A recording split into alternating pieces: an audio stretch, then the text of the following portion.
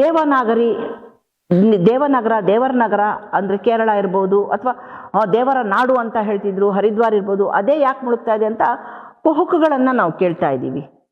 ಅದರ ಹಿನ್ನೆಲೆಯೂ ನಾವು ಅರ್ಥ ಮಾಡ್ಕೋಬೇಕಲ್ಲ. ಲಯಕರ್ತ ಶಿವ, ಆ ಪ್ರದೇಶದಲ್ಲಿ ಅನ್ಯಾಯ ನಡೀತಾ ಇದೆ ಅನ್ನೋದನ್ನು ನಾವು ತಿಳ್ಕೊಬೇಕಲ್ವಾ. ಯಾವ ರೀತಿ ಅನ್ಯಾಯ? ಪ್ರಕೃತಿಯ ಮೇಲೆ ದೌರ್ಜನ್ಯ.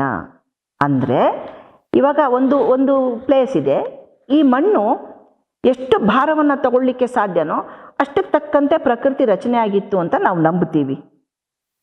ರಚನೆಯಲ್ಲಿ ಇಲ್ಲೇನಾಗ್ತದೆ, ಉದಾಹರಣೆ ರೂಪದಲ್ಲಿ ಈಗ ಕೇದಾರ, ಬದ್ರಿನಾಥ ಕುಸಿತಾ ಇದೆ, ಬೀಳ್ತಾ ಇದೆ, ಅತಿವೃಷ್ಟಿ ಆಗ್ತಾ ಇದೆ, ಇದರೆಲ್ಲ ನೋಡ್ತೀವಿ. ಕಾರಣ ಏನು? ಟೂರಿಸಂ. ಆ ಟೂರಿಸಂ ಹೆಸರಲ್ಲಿ ಸಾಕಷ್ಟು ವೆಹಿಕಲ್ಗಳು ಓಡಾಡ್ತಾ ಇದೆ. ಆ ವೈಬ್ರೇಷನ್ ಆ ಭೂಮಿ ತಡೆಯಲ್ಲ. ಇದು ಸೈಂಟಿಫಿಕ್ ಆಗಿ ಬರುವಂಥ ಒಂದು ವಿಶ್ಲೇಷಣೆ. ಅದಕ್ಕೋಸ್ಕರ ಅಲ್ಲಿ ಮಣ್ಣೆಲ್ಲ ಲೂಸ್ ಆಗ್ತಾ ಇದೆ ಅನ್ನೋದು.